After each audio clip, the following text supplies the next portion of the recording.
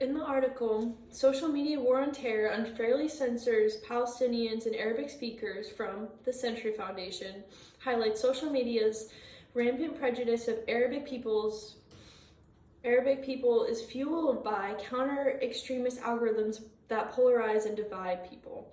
The dehumanization of Palestinian people has caused a devastating genocide in Gaza. It is well known that social media is rampant with disinformation, fake content, hate speech, and graphic material that gets pushed by algorithms due to its viral nature and polarizing nature that comes with shocking material.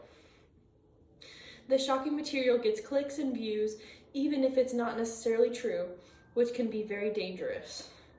The platform X, formerly Twitter, is the main social platform where this content is heavily saturated with unverified claims, out of context old videos, and even video game footage with false and misleading captions. Additionally, due to the mass social coverage of the events in Gaza, there isn't proper content moderation to filter out disinformation on X and Meta, especially as private journalists and news reporters face violence and have been wrongfully killed.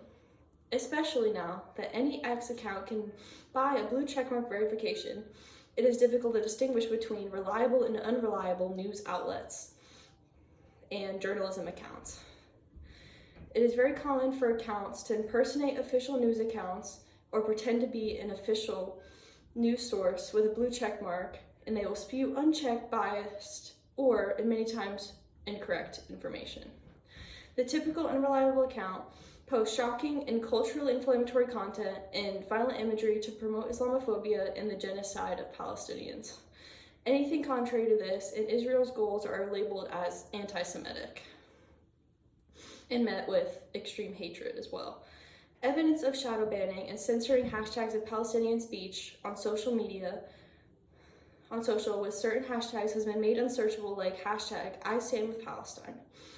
Motas Azazi, a Gaza-based journalist documenting the devastating scene there, had his Instagram account suspended, and only after a large backlash from his followers did Meta reinstate his account. Yet, they provided no explanation for the block and reinstatement. Meta also shows an anti-Islamic bias in Facebook content moderation. It has been proven that there are blacklisted accounts, ideas, and hashtags that get silenced. The threat ranking system shows Islamic or Arabic-based extremism as a higher ranked threat than Western extremism, showing the algorithm has an anti-Arabic prejudice.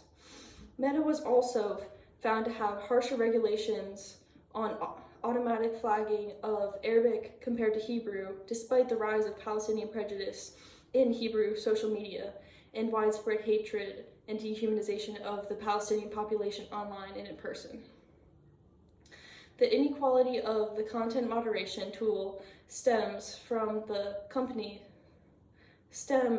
counterterrorism and extremist policies social media companies won't address, because they would then be forced to politicize their brand.